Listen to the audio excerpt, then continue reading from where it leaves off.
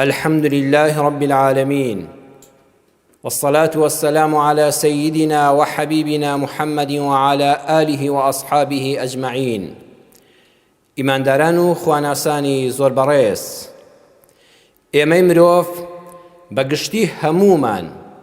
هەر لە سەرەتای ڕۆژەوە تا درنگانی شەو بەردەوام لە جوڵەداین. هەر یەکێک لە ئێمە خەریکی کارێکە، خەریکی کردەوەیەکە. پاشان جار هەیە لە ناو کارکردنەکەدا لە کاتی ئیشکردندا و پاشانیش کە دەیتەوە ماڵەوە یان کاتێک کە پشوو دەدەی، زۆر جار مرۆڤ لە ناخی خۆیدا لە دڵی خۆیدا خەریکی بیرکردنەوەیە. پاشان بەشی سێمی ژیانی هەر یەکێک لە ئێمە بریتیە لە بڕیاردان لەسەر خەڵک، واتە قسەکردن لەسەر خەڵک، هەڵسەنگاندنی ئەو خەڵکەی کەوا لەگەڵماندایە. فڵان کەس باشە، ئەو باشترە، ئەو باشترینە، ئەو خراپە، ئەو زۆر خراپە، ئەو بەدکردارە، ئەو بەدڕەفتارە. ئەمانە هەموو بەشێک لە ژیانی ئێمە، یان دەتوانم بڵێم سەرتاپای ژیانی ئێمەیە. ئەم سێشتە بیرکردنەوەمان، کارکردنمان، بڕیاردان و قسەکردنمان لەسەر ژیانی خەڵک. ئیسلام ئەمانەی هەموو دیاری کردووە. والله ئیسلامی ئێمە ئەو دینە گەورەیە کە هەمووی دیاری کردووە. پێت دەڵێ ئەوە حەڵاڵە، ئەوە حەرامە. پێت دەڵێ ئەم کارە ڕەوایە بیکە و ئەم کارە ناڕەوایە و پارەکەشی حەرامە. پێت دەڵێ ئەم جۆرە بیرکردنەوەیە سەرنجامێکی باشی هەیەوهانت دەدا بۆ چاکەکردن. و هەر ئەو ئیسلامەش لە قورئان و فەرمودەکانی پێغەمبەر صلی الله عليه وسلم بەڕوونی بۆی دیاری کردوین. ئەم جۆرە بیرکردنەوەیەش خراپە و سەرنجامی بەرەو تاوان و گوناه دەدبە. و ئەو ئیسلامە زێڕینە هەمووی دیاری کردووە. هەر وشەیەک لە دەممان دێتە دەرەوە بەرپرسیارەتی لەسەرە.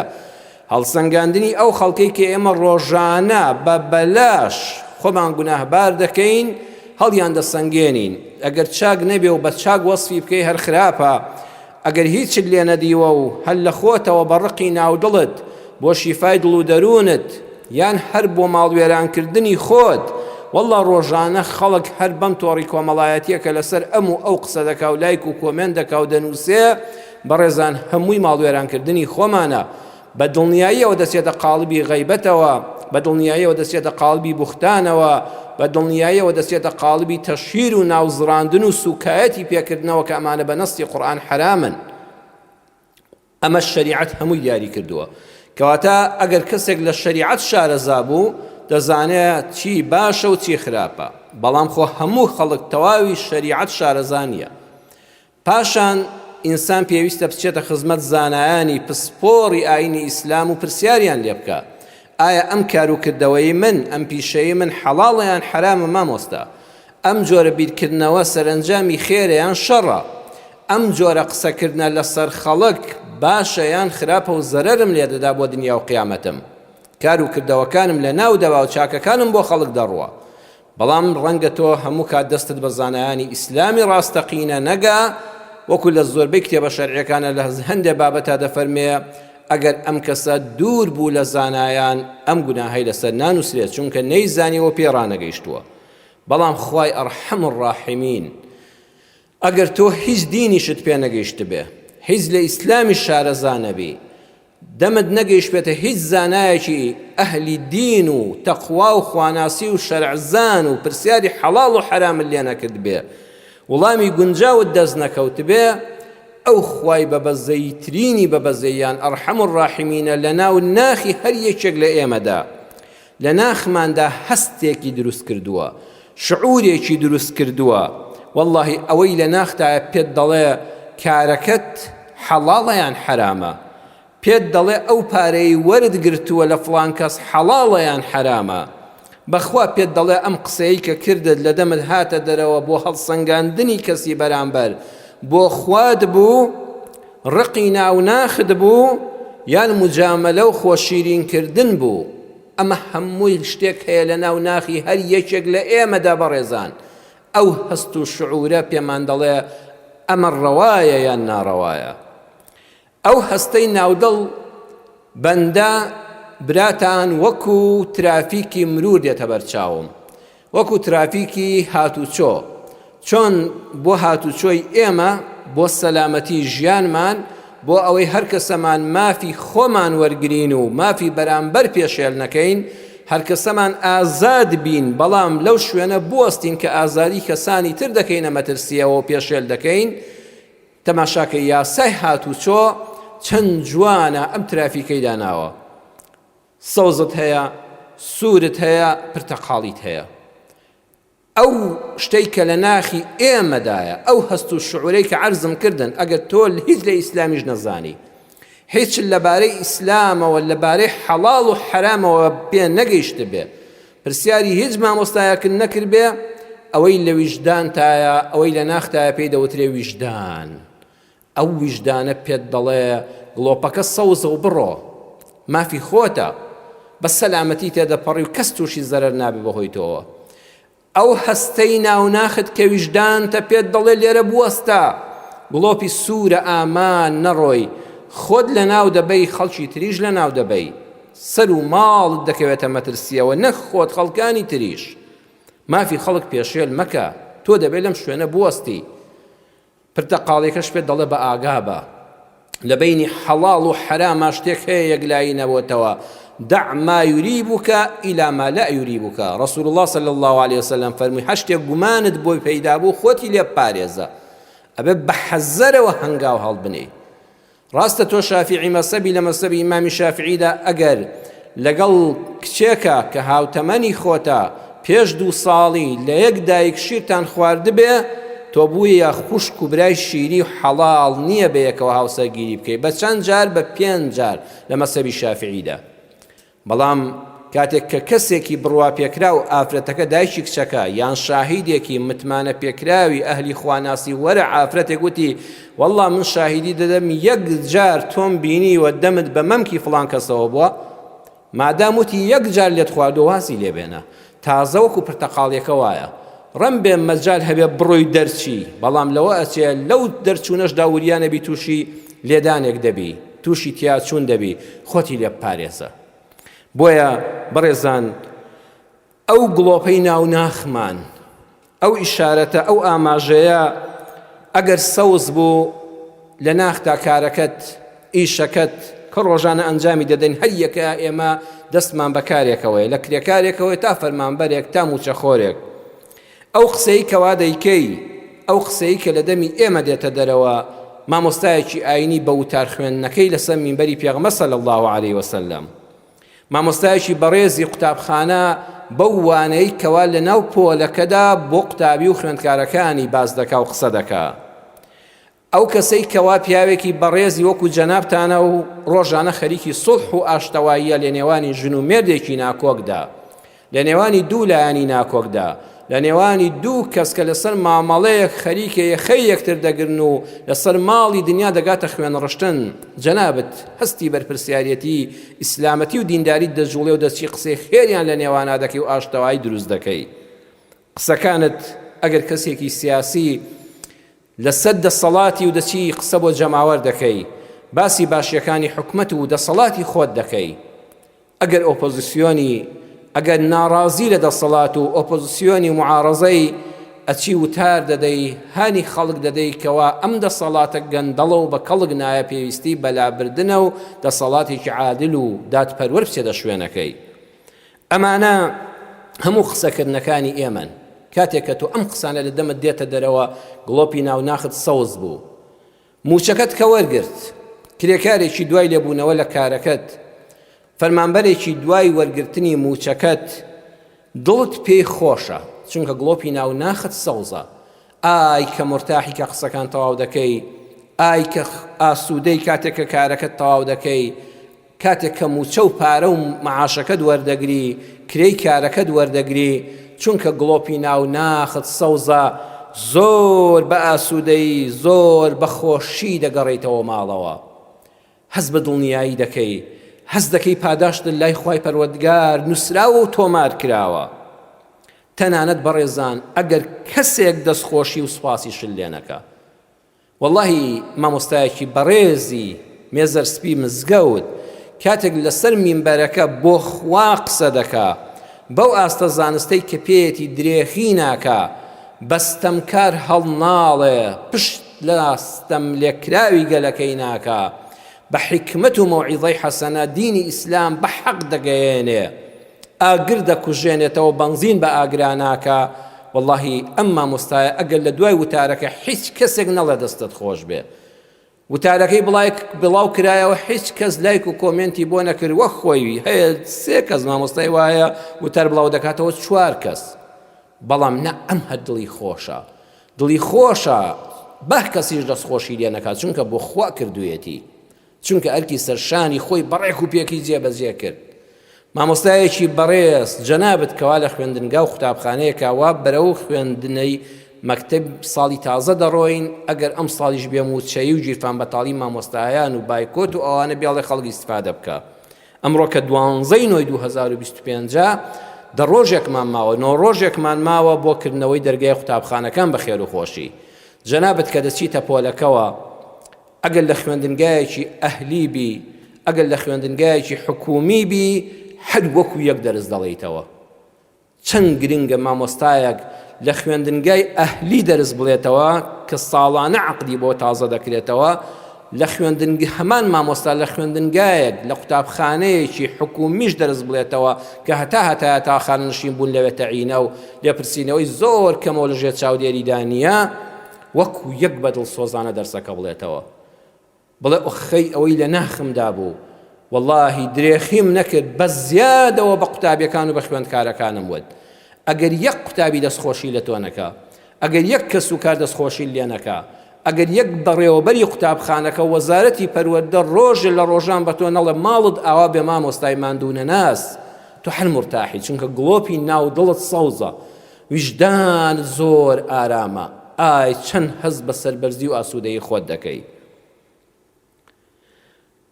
ئەگەر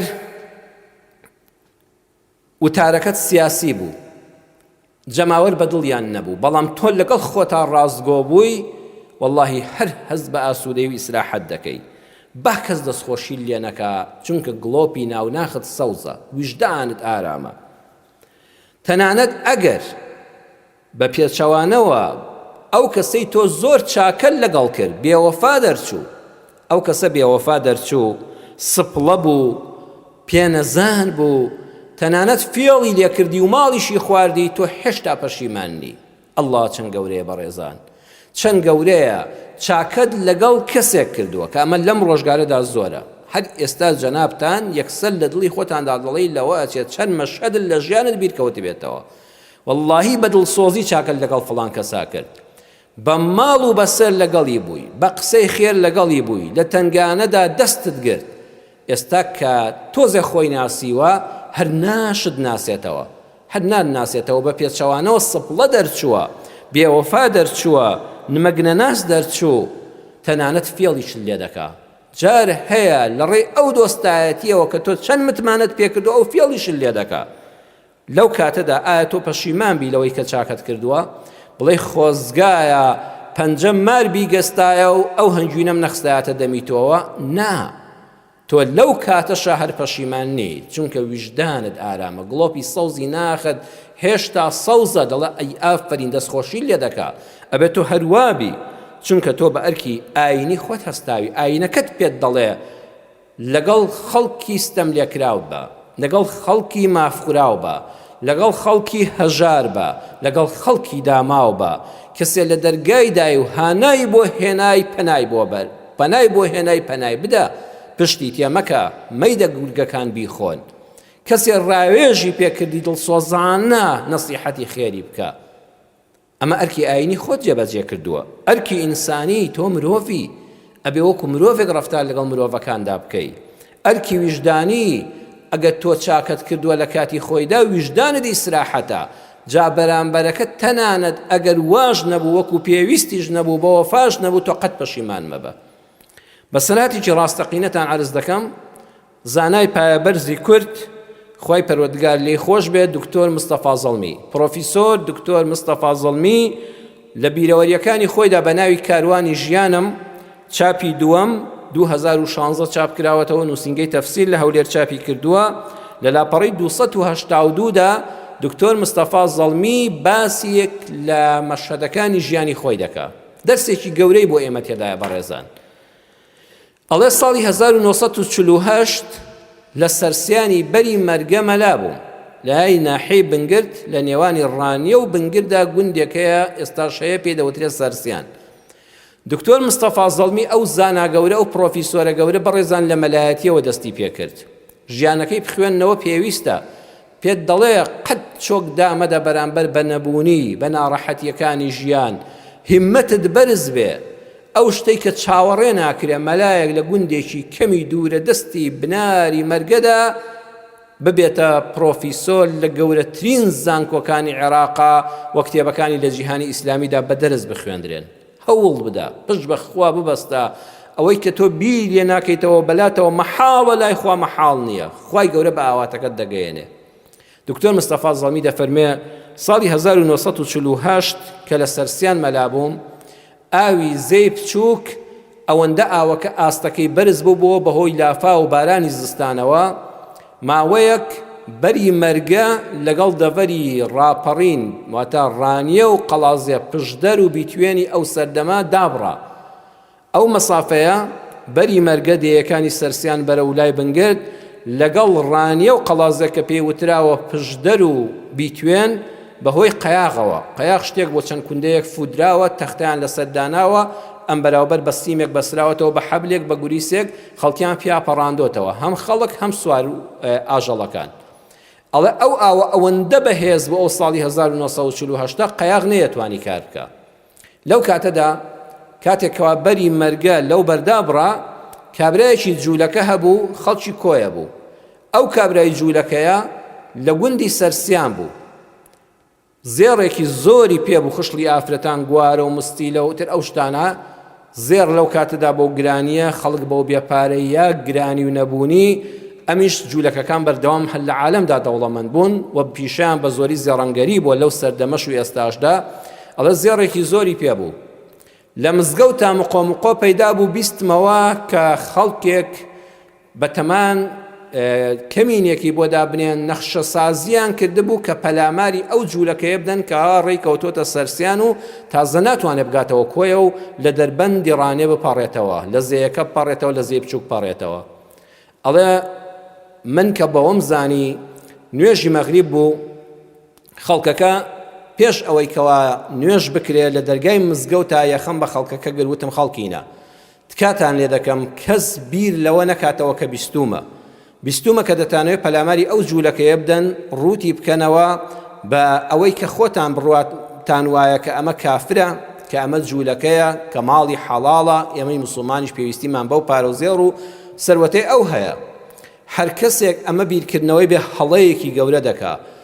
خەڵکینە موسڵمانینە ماڵی کەس بە کەس حەڵاڵ نییە هەل لە دەرگای مزگەوتەکە وتارێکم بۆ خوێندنەوە ئەگەر ئەم پیاوە موسڵمانیش نەبێ ئینسانە ئێمە هەمومان لە ئادەم و حەوا دروست بووین و پاشان کەسێک کافر بێ بێ بڕوا بێ هەر چیەک بێ ماڵی کەس بە کەس حەڵاڵ نابێ بە ناوی بێباوەڕی و بە ناوی جوولەکایەتیەوە نابێ پەلاماری سەروەت و سامانی هیچ کەسێک بدەیت ئەم پیاوە زەمانی دەبێ هەبێت لە ناو ئێمەدا گیانی پارێزراو بێ ماڵی پارێزراو بێ ئێستا ئەمە ئاوارەیە لێ قەوماوە لەم سەرمای زستان و ڕێگای جیرانەدا پەنای بۆ ئەم گوندەی ئێمە هێناوە وەڵڵی خەڵکینە من مەلای ئێوەم غەریبم لە ناو ئێوەدا ڕێستان زۆر لێگرتوم ئەگەر بێت و دەستکاری ئەم پیاوە بکرێ سەروەت و سامانی لێ بسێندرێ تاڵان بکرێ عەزیەت بدرێ لێی بدرێ سوکایەتی پێ بکرێ ئەوە بە مەلا مستەفا زەڵمی کراوە ئەوەتان بەرامبەر بە من کردووە بۆ ئەوەی کەوا دڵمان لە یەک نەیەشێ و من بە عەجزی ئەم گوندە بەجێ نەهێڵم و پاشان ڕیسوای لای خوا نەبن تکاتان لێ دەکەم ئەمە لە مێشکی خۆتان دەرکەن ئەڵە سەیدم و چاوی خەڵکەکەم کرد قسەکانیان بەدڵ نەبوو یعنی گوتیان مامۆستا لی تێکداین و ئەمە هاتۆتە خەزێنەیەکە و هاتۆتە بەردەستمان کابرایەکی جوولەکە خوا ئەزانێت لە کۆیە چەندی تری هەیە ئەمە هەر بە کۆڵ دەیجاڕێ ئەم زێڕە خۆ بەوە فەقیر نابێت دە ئەوەندە بیست ئەوەندەی تری هەیە لە دوکان و ماڵەکەی خۆیدا ئەڵێ بەڵام ئەوەندە ڕێزیان لێگرتم تا ئێستاش سپاسیان دەکەم ئەو خەڵکە بەڕێزان چونکە مەلای ئەو سەردەمە خۆی ڕاست بوو مەلایەکان پێشەوە ئاینیەکان خۆیان دڵیان وەکو مێزەرەکەی سەریان سپی و پاک بوو دینیان بە حەق دەگەیان بە خەڵک ئەوە گوێڕایاڵ بوو یعنی بن شوێنێک بووە نەبن کەی پۆلیس نەبن کەی ئاسایش نەدام و دەستگایەکی حکوومەت نە هیچ کەسێکی لێ نەبووە تەنها مامۆستایەکی ئاینی مامۆستای ئاینیش غەریب لەوێ نە کەس و کارێک نەبرا و خوشکێک نا کوڕ و کچێک کەسی لەگەڵ نییە خۆی مامۆستا ژنە مامۆستایەکی غەریب کەچی قسەکانی ئەوەندە کاریگەرە لەسەر دڵی خەڵک کەوتی ئەوە نابێ بکرێ ناکرێ ئەو سەردەمە مامۆستا کە بۆ خوا مەلا بوو خەڵکیش ئاوا بە ئیحترام بوو ئەڵێ وازیان هێنای تر قسەکەیان بەدڵ نەبوو بەڵام تازە مادەم مامۆستاوەتوێتی تەواو منیش بۆ ئەوەی هەر نەڵێن مامۆستا بەتەنها بە قسە لەگەڵە بە کرداریش لەگەڵ بووم کابرای جوولەکەم دوای نوێژبان کرد و بردمەوە ماڵی خۆمان 15 شەو ڕۆژ خزمەتم کرد نەمهێش بچێتە ماڵی کەس ئەو کاتش بە ڕێزەنگرانی بووە بێنانی بووە 15 ڕۆژ لە ماڵی خۆما کابرام خەواند سێژەمە بە یەکەوە نانمان دەخوارد بە یەکەوە دەچوینە دەرەوە بە یەکەوە دەهاتینەوە ماڵەوە و پاشەوەی کەوا ئاوی زەی بچووک هاتە خوارە و ئاستەکەی دابەزی و قەیاغ کەوتەوە کارکردن لەگەڵی ڕۆیشتم حتا نزیکی دەربەن گەیان بوو لە دێ بردمە دەرەوە بە سەلامەتی ئەمە هەمووی جێگەی باشەیە ئەوەی دکتۆر مستەفا زەڵمی ئاماژەی پێ دەکات دەڵێ ئەوەیە سەر ڕای هەموو پیاوەتیەکانم دیفاعم لەم پیاوە 15 ڕۆژ خزمەتکردن لە ناو ماڵ و منداڵی خۆمدا دوو بازنی زیومان هەبوو دوو بازنی گەورە هی مەعسومەی خێزان بوو هی مامۆستا ژن ئەڵێ ئەو دوو بازنەیەم دایە وتم کاکە ئێمە تازە بووین بە فڵان ئاشنا ئێتەوە بۆکو یەک ماڵمان لێ هاتووە 15 ڕۆژ ئینسان سێژەمە بە یەکەوە نام بخوا و لێک ژوورا بخەوێ تازە بۆکو ئاشنا و دۆستی باشمان لێ هاتووە وتی مامۆستا دڵنیا بە قەت پیاوەتی تۆم لەبیر ناچێتەوە هەرچی هەمە لە تۆی دەناسم سەر و ماڵم کە ڕزگار و بەهۆی تۆوە بوو ئینا تیاچوو بوو وتم ئەم بازنانە بیان بە لە کۆیە ئەم زیو بوون دوو بازنی گەورەی زیو بۆمان سپیکەوانە پیسیان گرتووە و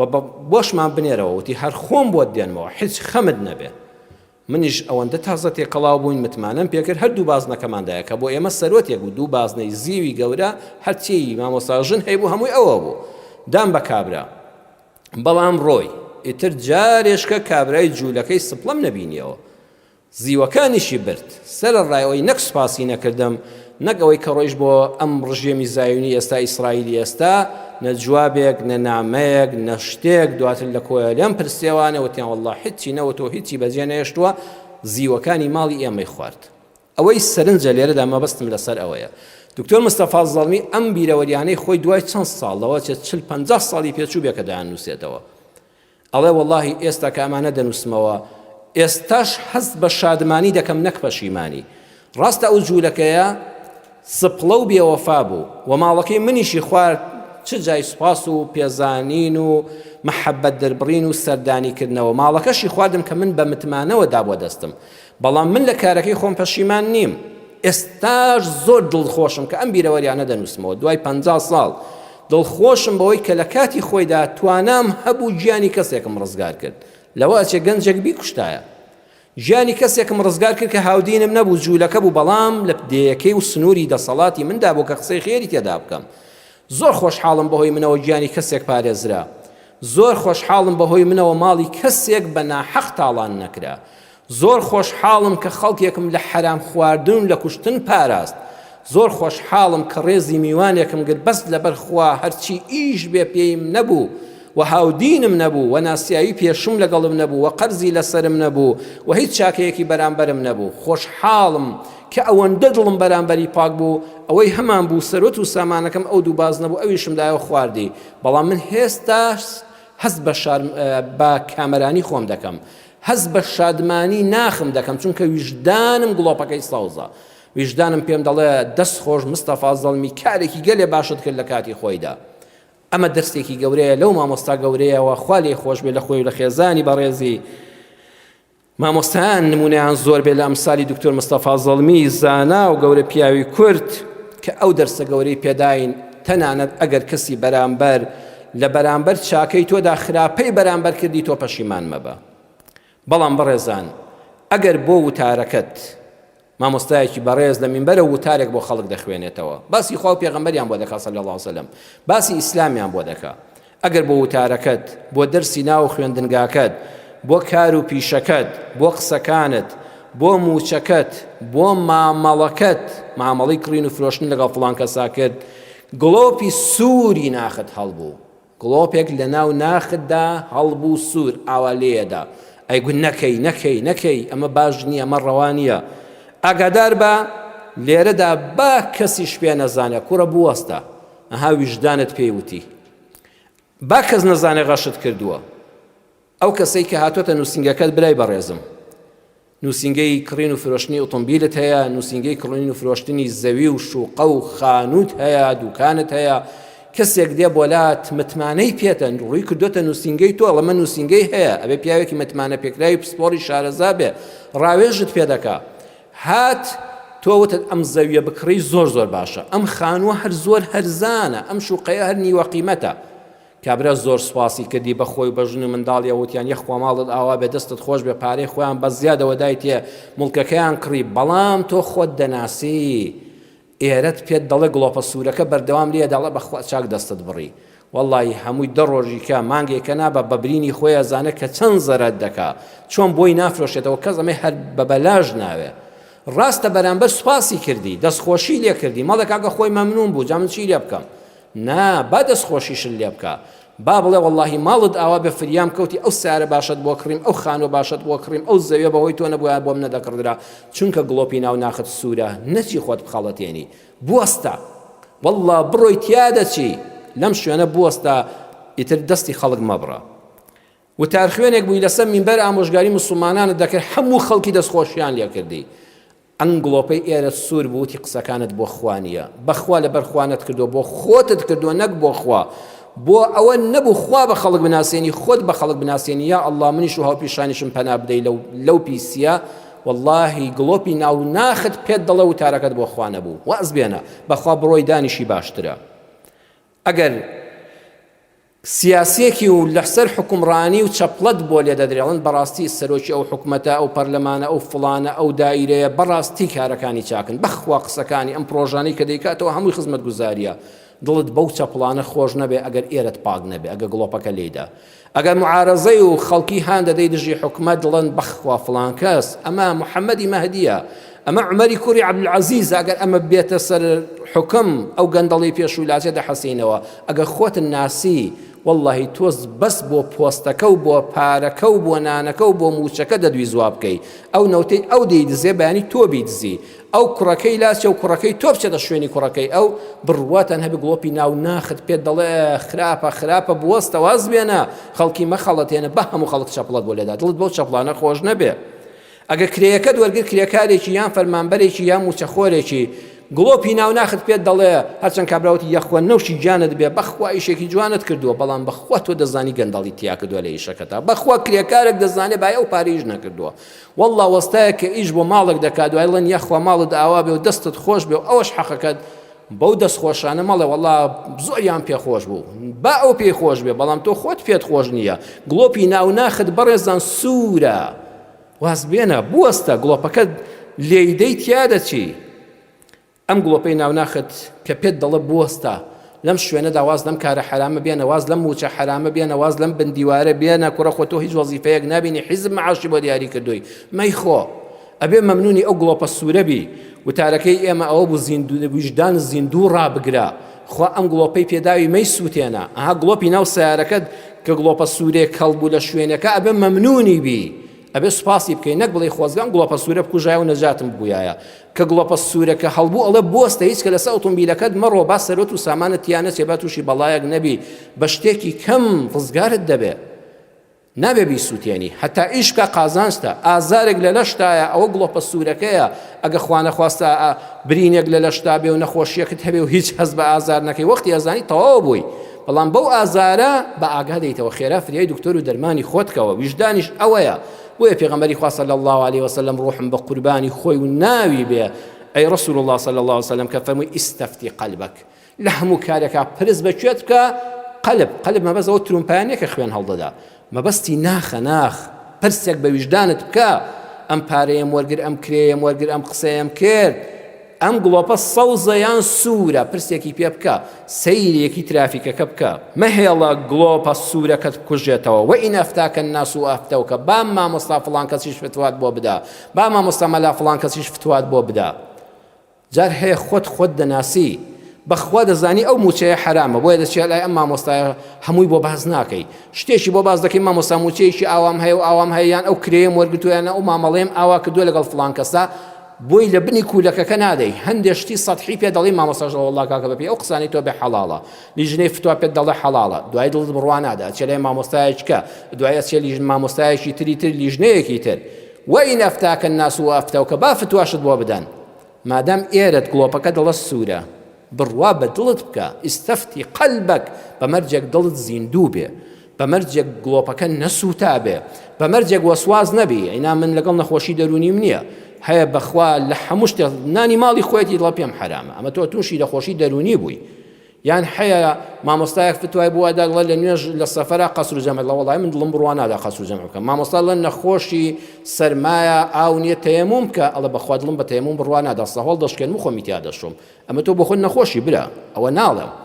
لە ئاستی دەروون سەلامەتیدا کە ویژدانت زیندوە بە قسەی دڵت بکە